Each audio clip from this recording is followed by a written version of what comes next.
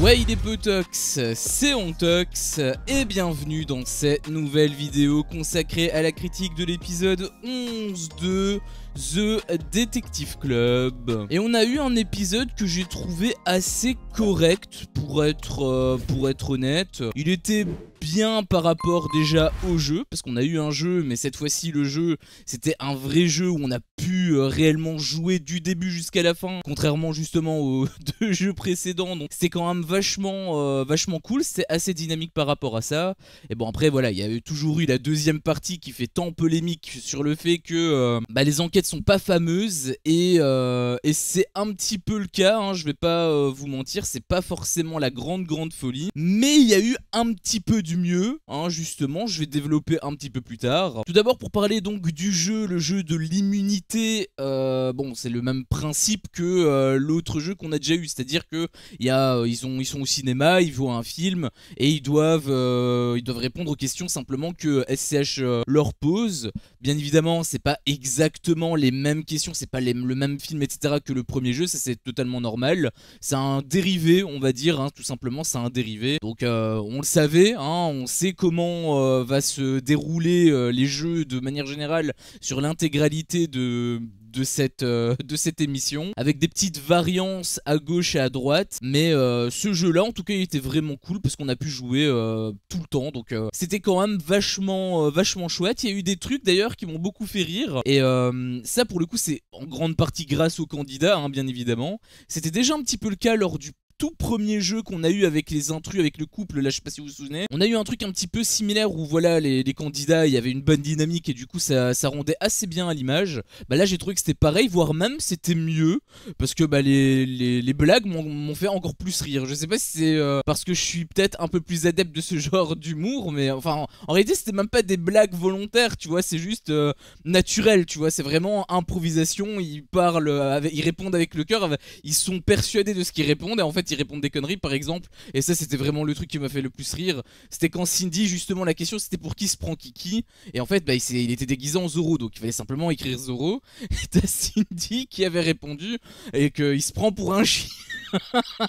Maintenant que je le dis, ça me paraît tellement con que... Enfin voilà, la blague elle était vraiment incroyable. Parce que là je rigole alors que je connaissais déjà le truc. Mais vraiment, quand j'ai vu ça sur mon écran, mais je m'étais marré comme je pleurais de rire. Déjà là je pleure un petit peu, bon c'est aussi parce que je souffre étant donné qu'il fait 45 000 degrés. Mais c'est aussi en partie pour la blague et franchement ça m'avait tué de rire. Vraiment, elle avait répondu mais en étant persuadée de sa réponse, tu vois.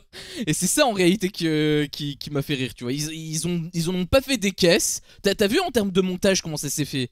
Il y a juste Julien qui a dit, qui a lu ce qu'elle a écrit. Il a dit à haute voix. Les autres ils ont rigolé. Moi j'ai rigolé en même temps. Et boum, on est passé à autre chose, tu vois. Ils sont pas restés. Bon alors ici ils sont restés un petit peu longtemps pour expliquer pourquoi Cindy avait répondu ça. Mais ils en ont pas fait des caisses, tu vois. Dans The Power par exemple, ils en avaient fait des caisses pour des trucs genre avec le truc de la vitre par exemple. La blague elle a duré 3/4 d'heure. Là en l'occurrence c'était pas le cas. Simple, court, mais efficace, c'est justement le but d'une blague. Alors pour le coup les réponses étaient quand même assez évidentes pour la plupart d'entre vous, en tout cas si vous êtes un geek comme moi, bah je pense que vous aviez presque toutes les réponses. Je dis presque parce qu'en réalité il y a une réponse que j'ai pas eu, c'était Robin des Bois. J'avoue que bon j'ai pas eu le temps de voir c'était quoi le truc, j'ai juste vu vite fait la tunique, ça a été trop rapide, et comme ils ont directement balancé Peter Pan, bah je me suis dit bon bah c'est Peter Pan et tant pis, et j'ai pas cherché plus loin, et finalement bah il s'avérait déjà que c'était pas la bonne réponse, c'était pas Peter Pan, c'était Robin des Bois.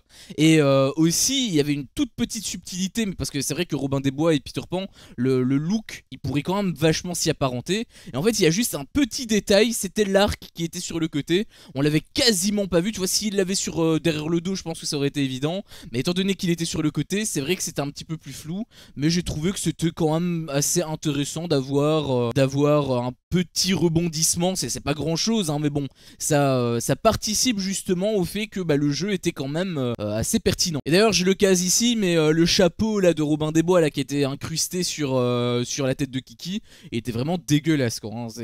L'incrustation il était vraiment mal fait, on aurait dit que c'était moi qui l'avais fait, tu vois. Donc bon, normalement vous l'aviez pas vu parce que voilà il fallait mettre sur pause etc. Moi comme je suis un fou dangereux, bah forcément je l'ai fait, et ça m'a sauté aux yeux, mais normalement t'es pas censé le voir, mais pour les fous comme moi un petit peu quand même. Et du coup le jeu était quand même vachement prenant, vachement cool, ça il y avait rien à dire, même par rapport, parce que là je t'ai juste dit avec Cindy pour le chien, mais il y avait d'autres trucs, d'autres conneries qui avaient été balancées, genre un indien dans la ville par exemple à la place de Jack Sparrow, c'était un peu drôle, même si ça m'a beaucoup moins fait rire qu'avec Cindy, parce que c'était le truc le plus basique, tu vois. Genre elle était complètement à côté, mais pour le coup Cindy, il y avait une logique, parce que forcément qui se prend pour un chien vu que c'est un chien, tu vois. Par contre les autres trucs, bon c'était un petit peu drôle, mais sans plus. Par contre il y a quand même deux questions que je me pose. La première question c'est pourquoi est-ce que tout simplement il n'élimine pas les plus forts dans ce jeu. C'était ce que Nasser avait fait il me semble lors du premier jeu, par rapport donc là où il fallait répondre aux questions etc, par rapport aux 7 erreurs. Enfin c'était pas par rapport aux 7 erreurs, mais t'as capté un petit peu le principe quoi. Tu dois analyser, tu dois savoir combien de souris il y a par exemple, des conneries ainsi.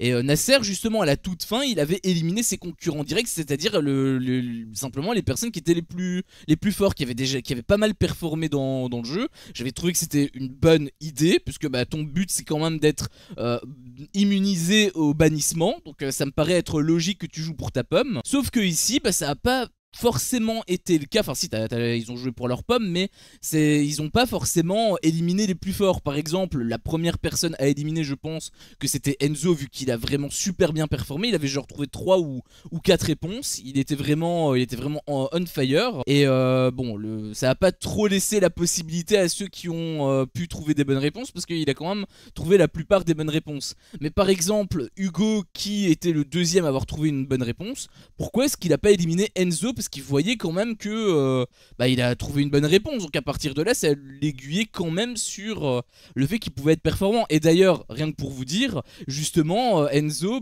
il a trouvé tellement de bonnes réponses qu'à un moment donné il a tapé sur Hugo, et Hugo a été éliminé à cause de Enzo. Donc si Hugo avait choisi Enzo, il aurait peut-être pas été éliminé, et peut-être même que ça aurait été lui qui aurait trouvé la plupart des bonnes réponses, étant donné qu'il me semble dans le premier jeu Hugo avait pas mal bien performé. Donc j'avoue que j'ai pas trop compris pourquoi est-ce qu'ils éliminaient pas les plus forts. Ça me paraissait être la stratégie la plus optimale. À la place ils préféraient le faire par affinité, je pense que c'était le cas. Et c'est un peu dommage, parce que bon tu connais un petit peu le délire d'affinité, c'est pas forcément le plus méritant qui gagne. Et justement c'est ça la deuxième question que j'ai. Alors honnêtement j'ai du mal, j'hésite même à le dire, de peur qu'il y ait des représailles, parce que à chaque fois que je parle des doutes que j'ai, à chaque fois on me tape sur les doigts, on me traite de parano, et ça m'affecte à tel point que j'hésite à donner mon avis réellement là-dessus. Tu vois un petit peu ce que je veux dire. Bon finalement je vais quand même le donner, parce qu'on est un petit peu là pour ça, mais plus on va avancer dans le temps, et peut-être même que plus je me remettrai en question, et peut-être qu'à un moment donné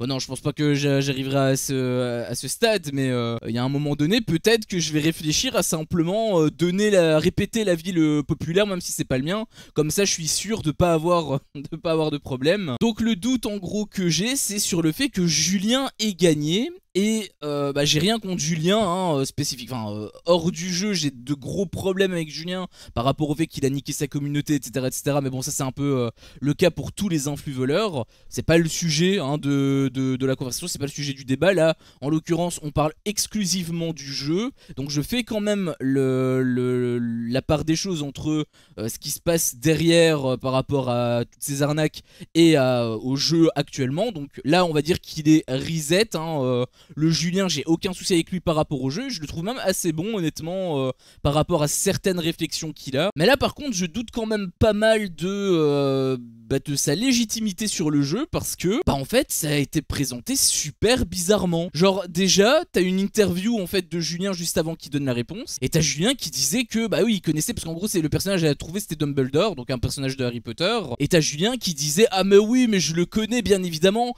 j'ai déjà vu plein de fois ce dessin animé. Et quand il a dit ça, je l'ai regardé bizarrement, je me dis mais attends, mais c'est pas un dessin animé, c'est Harry Potter le truc, qu'est-ce qu'il raconte? Il n'y a pas de dessin animé par rapport à Harry Potter, c'est les films. Il veut parler des films peut-être. En réalité en voyant son interview je me suis dit que en fait il avait la mauvaise réponse, il allait sortir un autre nom tu vois. Et finalement il a sorti réellement le nom de Dumbledore. Alors il l'a mal écrit pour le coup, il a excellemment mal écrit. Ça, pour le coup, je pense pas, hein, on pourra en débattre, mais pour moi, c'est pas une raison pour dire que lui, il est pas bon, etc. Si t'écris Zoro avec un R ou deux, bah tu savais quand même que c'était Zoro, donc pour moi, ça passe quand même, hein. Je te dis honnêtement, pour moi, les fautes par rapport à ça, c'est pas censé impacter le résultat du jeu. Mais du coup, j'ai quand même été un petit peu circonspect par rapport à ça. Je me suis dit, attends, mais il nous dit en interview que c'est un dessin animé, et là, il nous dit que bah, il a la bonne réponse. C'est assez bizarre, ou peut-être qu'en interview, il s'est trompé et qu'il a voulu dire film et que il a dit en dessin animé et que ça a pas été reshoot, je sais pas. Mais en tout cas, ça donne un effet super bizarre. Surtout que derrière, en fait, t'avais Enzo qui a répondu à un truc, mais complètement con. Il a répondu Harry Potter, en fait. Genre, t'es en train de me dire que le mec qui a surperformé dans ce jeu où il a trouvé 3 ou 4 bonnes réponses sur 5 ou 6, je sais plus exactement, il a eu la majorité des réponses, et t'es en train de me dire qu'il a eu faux sur un truc comme ça alors qu'il avait toutes les bonnes réponses. Et c'est pas genre il s'est trompé avec Gandalf, tu vois, parce que ça aurait pu, voilà, s'y apparenter. En plus, c'est exactement le même acteur qui interprète les deux personnages à un moment donné dans un des films, enfin à partir d'un certain stade avec les films. Du coup, ça peut quand même un petit peu fonctionner, tu vois, le doute peut être permis. Mais là, le truc, c'est qu'il a répondu Harry Potter, genre...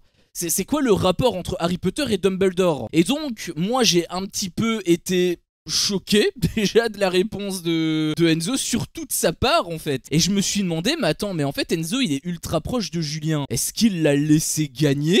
Est-ce que les deux personnes qui étaient là, parce que la deuxième c'était Marine, est-ce que les deux ont laissé gagner Julien? Non, parce que vraiment c'est super bizarre. L'interview plus Enzo qui lui, limite il lui laisse en fait la victoire. J'ai trouvé que c'était trop bizarre. Autant il aurait laissé gagner, enfin il aurait laissé gagner, autant Julien aurait gagné, mais par rapport à autant, parce qu'il a été plus rapide, je veux bien, tu vois.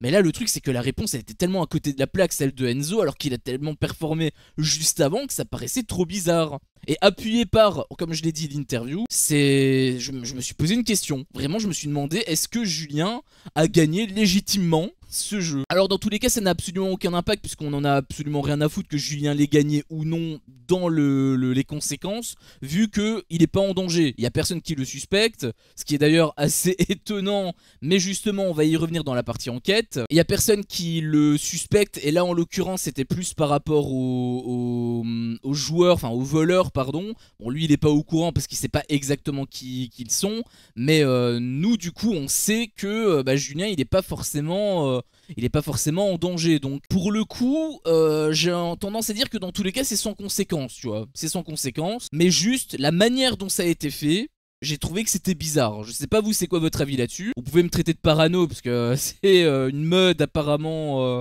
ces derniers épisodes. On n'a pas le droit de remettre en question cette émission apparemment. Moi je la remets quand même en question. Il n'y a aucune émission qui bénéficiera de mon immunité. Donc je pose la question, est-ce que c'est légitime ou non? Pour moi c'est bizarre, je pourrais pas dire que c'est pas légitime non plus parce que c'est pas aussi évident qu'avec Manon dans The Power par exemple, mais en tout cas la manière dont ça a été fait, j'ai trouvé ça un petit peu chelou. Et ensuite donc on est venu à la deuxième partie qui était vraiment l'enquête de manière générale, qui n'était pas forcément deuxième partie genre sur la deuxième moitié de l'épisode et la première moitié on a eu le jeu. Non, on a eu d'abord un petit peu d'enquête, puis on a eu le jeu, puis on en a eu encore de l'enquête, donc ça a été un petit peu dispatché. Et pour le coup j'ai trouvé qu'il y avait beaucoup de trucs qui étaient encore une fois inintéressants, qui auraient pu l'être si jamais on n'était pas au courant du nom des voleurs. Par exemple la discussion avec Adixia, etc. Au tout début là dans le salon, en réalité nous on s'en foutait parce qu'en réalité elle savait pas où elle devait donner de la tête, tu vois, elle suspectait un petit peu tout le monde. Et justement si on connaissait pas le nom des voleurs, comme j'ai déjà dit 25 000 fois, ça aurait été super intéressant pour nous parce qu'on aurait pu vraiment quand même analyser la séquence, étant donné qu'on connaît le nom des voleurs, il y avait absolument rien à analyser, donc c'était un petit peu dommage. Il y avait quand même un truc qui était assez intéressant selon moi, c'était le fait que Giuseppa ait dit ça peut être moi.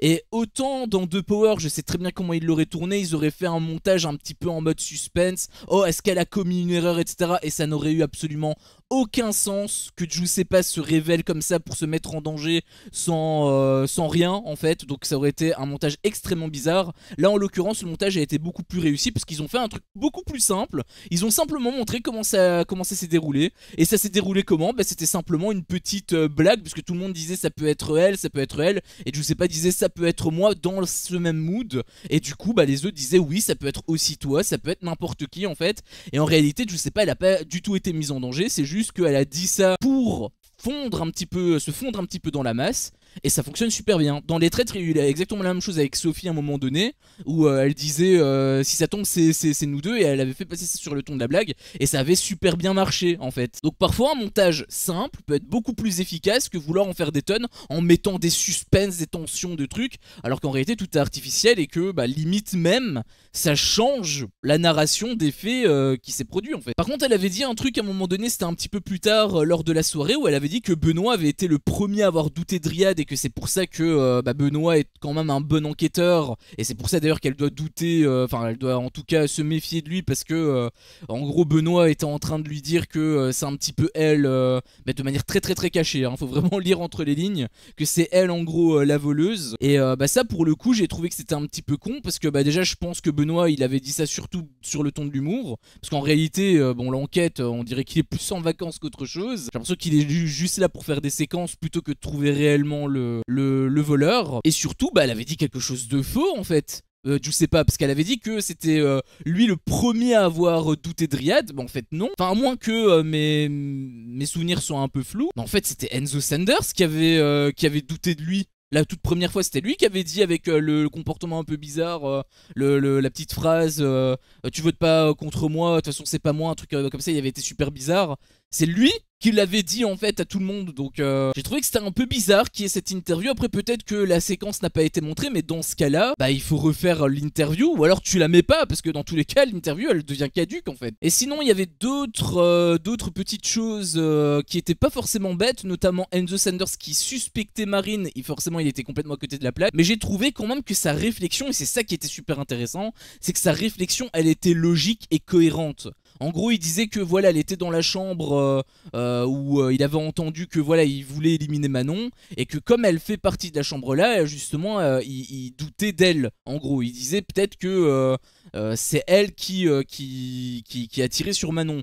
Et bah, j'ai trouvé que c'était quand même, bon, dans tous les cas, on sait qu'il est à côté de la plaque, mais au moins il y avait quelque chose derrière, il y avait de la consistance derrière. C'est pas juste, je pense que c'est toi parce que c'est toi, tu vois, parce qu'on n'a pas d'affinité et que j'ai envie de t'éliminer. C'est pas du tout ça le truc. Le projet, c'était vraiment de développer le raisonnement, et il y avait un raisonnement, et j'ai trouvé que c'était plutôt pas mal. Il y avait pareil d'ailleurs par rapport à Nicolo qui suspectait un petit peu Julien. C'est pour ça que je disais que Julien en réalité il était sous le radar, mais maintenant ça a changé. On commence à voir justement d'autres personnes qui étaient un petit peu quand je dis protéger, c'est pas dans le sens où la production les protégeait, mais c'est plutôt dans le sens où en fait les candidats ne les suspectaient pas. Par exemple, je sais pas, il y a personne qui l'a suspecté, et je comprenais pas pourquoi. J'avais une petite théorie selon laquelle en fait les anciens ils sont quand même en majorité, et j'avais un peu l'impression que les éliminations se faisaient surtout à l'affinité en fait. Et je pense honnêtement qu'au début ça se faisait un petit peu comme ça, parce que étant donné que tu connais personne, bah tu as tendance forcément à plus faire confiance aux personnes que tu connais qu'à ceux que tu connais pas. Donc au début je me suis dit simplement ça, je pense que ça a été comme ça d'ailleurs,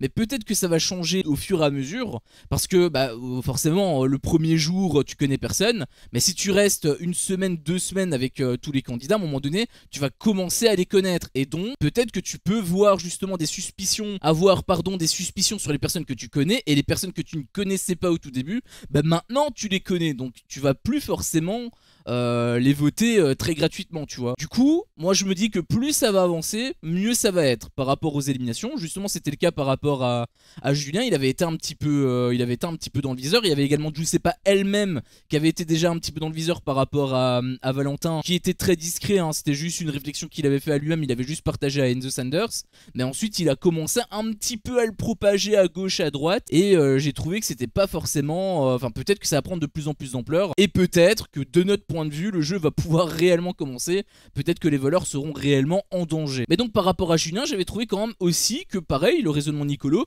était assez pertinent, puisqu'il disait qu'en gros il pourrait éliminer sa propre femme, comme ça le dédouanerait de tout soupçon, un petit peu comme Juju Fitcat s'avait fait dans la saison 2 des traîtres. Elle avait tiré sur Thibaut InShape, donc sur son mec, et bah, ça l'a propulsé en finale. En gros, il y avait personne qui doutait d'elle, tellement qu'elle avait fait un truc de fou en fait. Et donc ça aurait pu expliquer, enfin ça aurait pu expliquer, non, c'est bien évidemment que non, mais justement, c'est une explication qui pouvait être plausible. Après, j'ai quand même des trucs à dire, parce qu'il y avait quand même l'indice, hein, il savait que c'était Riyad juste avant, etc. Alors il me semble dans tous les cas que le choix de remplacer le voleur s'est fait avant le bannissement, donc dans tous les cas ça peut être logique. Admettons, Manon était avec Riyad, Riyad s'est fait sauter, Manon a choisi Julien, et du coup Julien décide d'éliminer Manon. C'était un petit peu ce qui a été dit en soi, même par rapport à l'indice, ça peut le faire. Par contre, ce serait quand même vachement con qu'il élimine un voleur lui-même, tu vois. Ce serait complètement stupide. En réalité, tu choisis quelqu'un qui n'est pas un voleur, ça me paraît évident. Parce qu'en fait, être voleur, c'est tes vies, en fait. Tu vois, ils ont 2 vies. Si tu tues toi-même une de tes propres vies, c'est vraiment que t'es con. Tu vois ce que je veux dire? Donc j'ai trouvé quand même que ça, c'était pas forcément très intelligent par rapport à Manon, mais par rapport à Julien, c'était plutôt cohérent. Et il y avait également les justificatifs sur Julien, pardon, sur le pourquoi il suspectait autant Catel et Lohan. Et en fait, apparemment, c'est même pas qu'il est suspect, c'est surtout pour mettre un coup de pression. Et justement, je m'étais posé une question, pourquoi est-ce qu'il met pas un coup de pression sur Giuseppa? Bah la réponse, elle paraît être assez évidente, c'est que bah il la connaît tout simplement, il a pas de doute sur elle, ce qui est un petit peu dommage, mais encore une fois je pense qu'avec le temps ça va peut-être changer. Et justement il avait mis des coups de pression sur d'autres candidats, notamment Beverly, qui était, je rappelle, au tout début extrêmement suspecte, et que d'un coup il n'y a plus de doute sur elle. J'ai trouvé que c'était très bon, après elle faisait des gaffes hein, bien évidemment, mais c'était quand même très soudain le fait que d'un coup voilà il la suspecte plus. Donc il a quand même mis un coup de pression sur Beverly, où voilà il doutait d'elle, mais en réalité il doutait d'elle, c'était encore une fois sur base de vent. Ça par contre j'avoue que je suis pas trop fan de ce genre de procès entre guillemets, surtout que voilà il doutait d'elle, mais encore une fois le truc c'est qu'il y a l'accent marseillais, si c'est le cas avec Catel, puisqu'il a dit lui-même hein, elle a un accent espagnol, donc ça peut pas être elle. Donc si cet argument fonctionne pour Catel, bah en fait ça fonctionne également pour Beverly, parce qu'elle a un accent marseillais. Donc j'avais trouvé quand même que la séquence de doute qu'il voulait instaurer, bah elle servait complètement à rien en fait. Enfin elle était complètement caduque par rapport à l'enquête, c'est surtout ça que je veux dire. Et ensuite on a eu quelques histoires par rapport notamment à Catel et Lohan qui étaient assez intéressantes. J'avais trouvé Catel avait fait une énorme boulette à voter quand même pour Lohan. Lohan elle avait quand même été blessée, bon ça a été un petit peu retiré à la fin hein. Ils se sont un petit peu expliqués, etc. D'ailleurs, Lohan, j'avais trouvé qu'elle était beaucoup plus intéressante, parce qu'on pourrait croire avec le truc de Bengouz, voilà, c'est une joueuse et en fait, elle s'en bat les couilles de tout. Mais en fait, non, elle est pas en pierre, elle a quand même un cœur, et j'avoue que l'aspect tendre qu'on a vu, bah c'était quand même assez intéressant, j'avais trouvé. Par contre, Catel, elle est vraiment naïve, donc j'ai un petit peu peur pour elle. Je pense qu'elle va pas aller très loin dans le jeu, malheureusement. Mais Lohan, par contre, elle pourrait avoir quand même un sacré potentiel, je trouve. Il y avait également Nicolo qui m'avait fait plaisir, parce qu'il avait dit qu'il privilégiait le jeu à son histoire d'amour, et c'est vraiment ça le plus important. Une histoire d'amour, si tu veux la continuer, tu peux la continuer à l'extérieur. Là t'es dans le jeu, voilà, c'est encore une fois, faut savoir différencier la télé-réalité et la réalité. Donc j'avais été très content quand même de lui. Et il y a eu aussi un mini rapprochement entre Adixia et Nicolo, qui était très bizarre pour ceux qui ne suivent pas les réseaux sociaux. Je ne vais pas en dire plus, mais il y a eu quand même un premier rapprochement, on va dire. Et justement, il y a un truc qui m'a un petit peu fait tiquer. Je sais pas si c'était volontaire de sa part ou non, mais Adixia elle avait balancé une phrase comme ça. Sauf que en réalité ça peut sous-entendre pas mal de choses quand on fait une rétrospective de ce qui s'est passé précédemment. Parce que en gros Adixia elle avait dit que Nicolo peut lui faire confiance, etc. Et elle avait dit elle-même, je ne suis dans aucune alliance. Et en fait nous on n'a pas d'infos sur les alliances, puisque ça n'a pas forcément été montré. En tout cas ça n'a pas été filmé de cette manière. Mais le fait qu'elle le dise, ça peut potentiellement vouloir dire qu'il y a des alliances qui seraient cachées, et que du coup, bah, s'il y a des... c'est pour ça que je parlais par rapport à ceux qui se connaissent par rapport aux affinités, etc. Bah, en fait, c'est surtout par rapport à ça. Si ça tombe, il y a quand même l'alliance des affinités, etc. qui joue. C'est peut-être pour ça que les personnes qui ont été suspectées, ce sont toutes des personnes qui ne sont pas forcément connues par rapport aux télé-réalités ou autres. Les petits nouveaux, Nasser par exemple, ou Catel aussi, Riyad également, qui a juste été entreaperçu dans Pékin Express. Je veux bien que, voilà, ils se sont très très mal défendus, ça c'est totalement logique, mais le fait que tu les suspectes d'un coup et que surtout t'as aucune base réellement, même si par rapport à Riyad si quand même, mais le coup de Nasser par exemple ils ont vraiment tiré sur lui, mais pour rien, tu vois, vraiment gratuitement sur base d'absolument aucune preuve. Et ça pour le coup, ça peut être justement suite aux alliances qui serait un petit peu caché. Alors dans tous les cas, il y avait aussi la petite alliance qu'on avait déjà vue par rapport à la chambre avec Enzo, il y avait qui d'autre, Beverly, il me semble, Nicolo, etc. D'ailleurs, Nicolo n'avait pas été content du tout sur le fait que Enzo l'a dégagé alors qu'ils font partie de la même chambre. Lors du jeu du bannissement, c'était assez drôle. Mais du coup, peut-être qu'il y a des alliances où on n'était pas au courant. Ce qui pourrait, comme je l'ai dit, expliquer pas mal de situations qui sont intervenues précédemment dans les précédents jeux. Donc j'espère que c'était juste pour dire vite fait que voilà, il peut lui faire confiance et qu'elle parlait plus d'amitié que de réelle alliance. Mais s'il a vraiment alliance, bah ça peut niquer le jeu. En fait, c'était exactement ce que je disais. Le jeu, la seule manière dont il peut être niqué, c'est sur base d'alliances. Je veux bien qu'ils aient des affinités, etc.